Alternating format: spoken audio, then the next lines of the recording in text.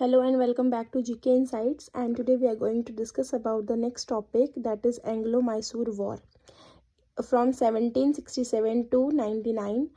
तो जो Anglo Mysore Wars हैं वो टोटल हुई हैं 4। तो उसमें जो फर्स्ट वॉर थी उसको छोड़कर जो ब्रिटिशर्स थे बाकी तीनों वॉर्स में जीते हैं। और जो इनका बेसिक कॉज था ना इस वॉर का, वो था कि कंपनी जो थी वो अथॉरिटी चाहती थी मैसूर पे, ठीक है, लेकिन वो इंडिपेंडेंट रहना चाह रहे थे। तो उसके कारण क्या किया इन्होंने, मराठास और Nawab of Carnatic region, Nizam of Hyderabad और ब्रिटिश ईस्ट इंडिया कंपनी, ये जो चारों हैं ये मिलके अलाइन होते हैं अगेंस्ट दी मैसूर रूलर्स के अगेंस्ट, ठीक है। अब उसके बाद जो फर्स्ट एंग्लो मैसूर वॉर जो होती है वो हमें पता है कि हमने बैटल ऑफ बक्सर में भी पढ़ा कि after the battle of Buxar जो बंगाल था वो डायरेक्ट कंट्रोल में आ गया था ब्रिटिशर ईस्ट इंडिया कंपनी के। अब जो ब्रिटिश ईस्ट इंडिया कंपनी थी वो क्या कर रही थी, अपनी टेरिटरीज़ को कनेक्ट कर रही थी बंगाल की और मद्रास वाली जो टेरिटरीज़ थी उनको आपस में क्या कर रही थी, कनेक्ट कर रही थी। लेकिन वहाँ पे जो नॉर्दर्न सरकार थे उसमें एक जो था वो हडल बन गया था मद्रास और बंगाल के बीच में, ठीक है। तो जो नॉर्दर्न सरकार था वो थे हैदराबाद के निज़ाम के अंडर था, ठीक है। और उसके बाद जब कर्नाटक वॉर होती है सेकंड, तो ब्रिटिश ईस्ट इंडिया कंपनी ने वहाँ पर अलाय बनाई और वजह को जो था वो नवाब बना दिया आरकोट का।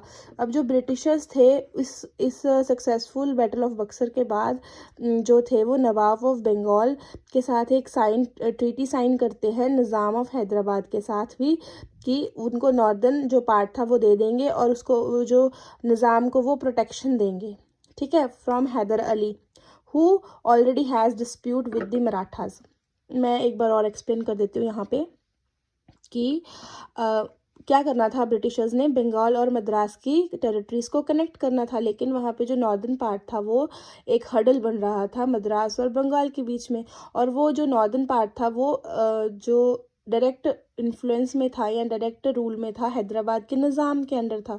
तो जब सेकंड कर्नाटक वॉर में ब्रिटिश ईस्ट इंडिया कंपनी ने एक अलाय बनाया था नवाब ऑफ आरकोट के साथ, तो वहाँ पर जो बैटल ऑफ बक्सर जीतने के बाद नवाब जो थे उन्होंने निज़ाम ऑफ हैदराबाद के साथ जो था वो ट्रीटी साइन की थी ताकि वो उन्हें प्रोटेक्ट कर सकें, ब्रिटिशर्स प्रोटेक्ट कर सकें हैदर अली से निज़ाम ऑफ हैदराबाद को, जो कि हैदर अली के ऑलरेडी जो क्या थे डिस्प्यूट्स चल रहे थे, ठीक है। तो उसके बाद अगर हम बात करते हैं तो जो निज़ाम ऑफ हैदराबाद था और जो मराठास थे एंड इंग्लिश थे, उन्होंने हैदर अली के अगेंस्ट जो था वो वहाँ पे अलायंस बनाया। लेकिन हैदर अली ने डिप्लोमेटिकली क्या किया, मराठास और निज़ाम को आपस में मिलकर ब्रिटिशर्स के अगेंस्ट कर दिया। और हैदर ने वहाँ पर ऑफ़र किए 30 लाख रुपीज़ और वहाँ पे टेरिटरीज़, ठीक है, some territories in northern Mysore to Marathas, कि आप ये टेरिटरीज़ ले लेना।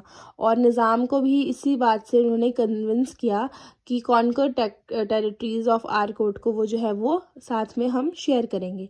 Then Haider Ali, Nizam of Hyderabad and Marathas जो थे उन्होंने आपस में अलायंस बनाया और उन्होंने अटैक किया कंपनी के अगेंस्ट। तो उसके बाद जो है वो वहाँ पर जो ब्रिटिशर्स जो है वो हार जाते हैं और एक ट्रीटी साइन होती है, peace treaty on the Hyder's team.